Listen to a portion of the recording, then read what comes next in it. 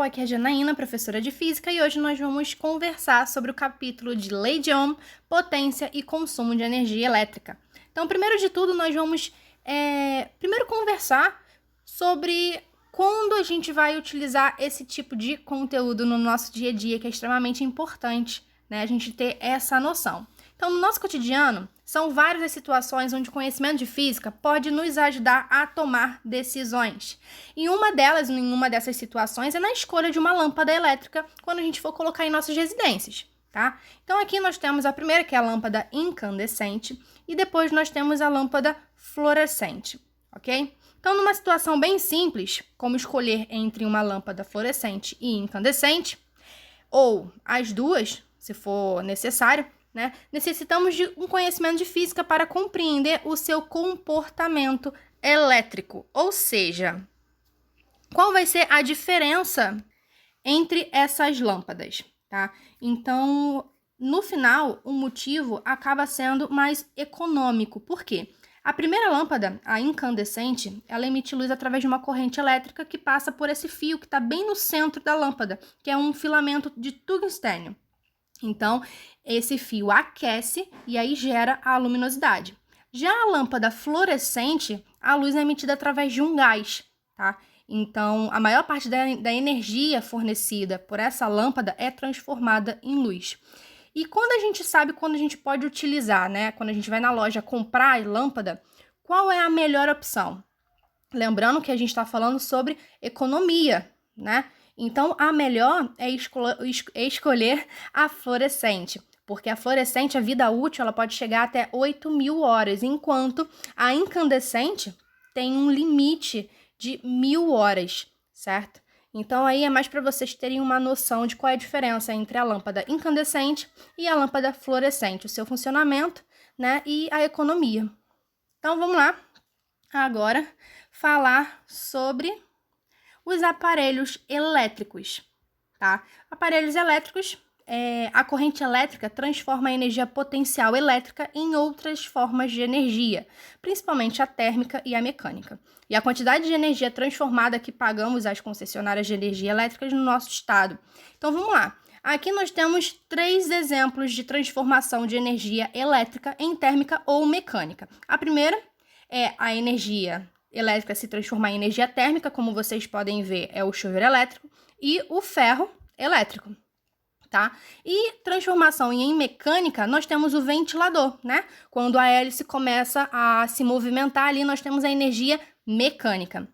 Dessa forma, conhecemos as características da corrente elétrica que circula em cada aparelho elétrico, pode nos ajudar a escolher aquele que melhor se adequa às nossas necessidades, principalmente a financeira. Então, vamos lá agora falar um pouquinho sobre isso, como que a gente vai escolher determinados aparelhos, né, que a gente pode necessitar e venha nos ajudar de certa forma. Então, nós temos aqui uma fotografia de uma pessoa em uma seção de aparelhos elétricos de uma loja e no primeiro plano, uma mulher levando uma televisão. Provavelmente, existem outras marcas que possuem as mesmas funções da marca que ela escolheu. Qual terá sido o fator determinante para a compra da marca dessa televisão? No seu caso, que fator você levaria em consideração? Então, vamos lá aos fatores. Quando a gente escolhe determinados dispositivos, equipamentos eletrônicos, a gente olha para o preço, para a marca, as condições de pagamento, o designer desse aparelho ou a potência elétrica. Então, vamos agora verificar esse último tópico, que é a potência elétrica, tá? Então, a potência elétrica é o seguinte: você já esteve em contato com potência quando a gente estudou lá em mecânica, lá em energia, certo? E em eletricidade, a potência da corrente elétrica tem o mesmo significado. Então, vamos lembrar que lá em energia, em mecânica, a potência é igual ao trabalho dividido pelo tempo. Então, aqui em eletricidade, nós vamos utilizar a mesma equação e vai ter o mesmo significado, tá? O que vai acontecer? A carga elétrica recebe uma certa quantidade de energia potencial elétrica que vai ficar armazenada no campo elétrico estabelecido no interior do condutor. Quando a carga elétrica começa a circular por esse condutor, Ao passar na lâmpada, devido ao efeito Joule, a energia potencial elétrica é transformada em calor num determinado intervalo de tempo. O que eu quero dizer com isso? Sempre que eu falo sobre um dispositivo que há uma transformação de energia elétrica para energia térmica, nós vamos falar sobre efeito Joule. Então, o efeito Joule é essa transformação de energia elétrica em energia térmica. E como que a gente pode calcular a potência elétrica desses aparelhos? É através da equação. Potência é igual ao trabalho dividido pelo tempo, certo? Então, esse tal, que é uma letra grega, vocês já sabem que é o trabalho realizado. O ΔT é o intervalo de tempo das transformações em segundos. E o P é a potência e a unidade a gente sempre vai utilizar em watts, ou joule por segundo, tá bom? Sempre dessa forma. E nós vamos agora verificar a nossa primeira equação, tá? Vamos lá. Na eletrostática, sabemos que o trabalho realizado no campo elétrico é dado por... Então, aí é a diferença de potencial, né? Que no final, a gente vai isolar a nossa potência e vamos chegar até essa equação em azul.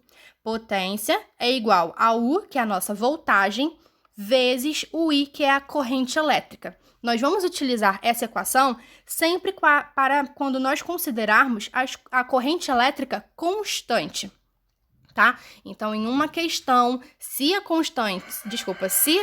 corrente elétrica for constante, nós podemos utilizar essa equação sem nenhum problema, tá bom? Então, vamos agora estudar um pouquinho sobre os valores nominais dos equipamentos, porque geralmente quando a gente vai comprar determinados aparelhos, lá vem a voltagem para a gente escolher. A gente vai escolher, por exemplo, 210, 220 ou 110. Então, é importante que a gente tenha uma noção de qual delas escolher, tá? Então, vamos lá. Em eletricidade, a potência elétrica passou a ser uma grandeza muito útil porque permite medir o consumo da energia potencial elétrica de qualquer aparelho elétrico. Assim, os fabricantes de lâmpadas, ferros elétricos, chuveiros elétricos, entre outros, passaram a especificar em seus produtos pelo menos dois valores chamados de valores nominais, que são a tensão nominal, que é a DDP, ou seja, é a tensão da rede para o qual o produto foi fabricado, e a potência nominal, que é a potência consumida pelo aparelho.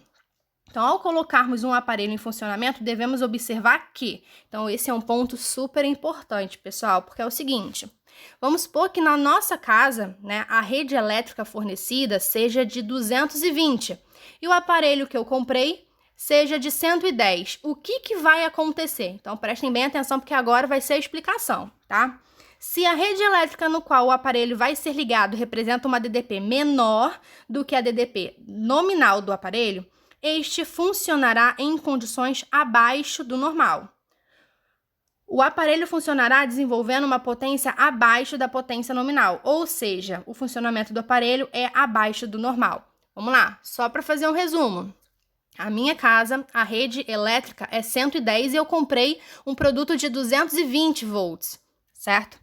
Quando eu colocar na tomada, o funcionamento desse aparelho vai ser abaixo do normal. Então, pode ser que a lâmpada, né, se ele tiver algum tipo de lâmpada ali, não brilhe com muita intensidade. Se tivesse conectado a uma rede elétrica de 220, que é o mesmo valor nominal do aparelho, certo? Então, nós temos que fazer esse tipo de consideração e tomar cuidado na hora da gente poder comprar um dispositivo elétrico, certo? Então, vamos lá, a nossa segunda observação. Essa é a primeira, vamos para a nossa segunda observação.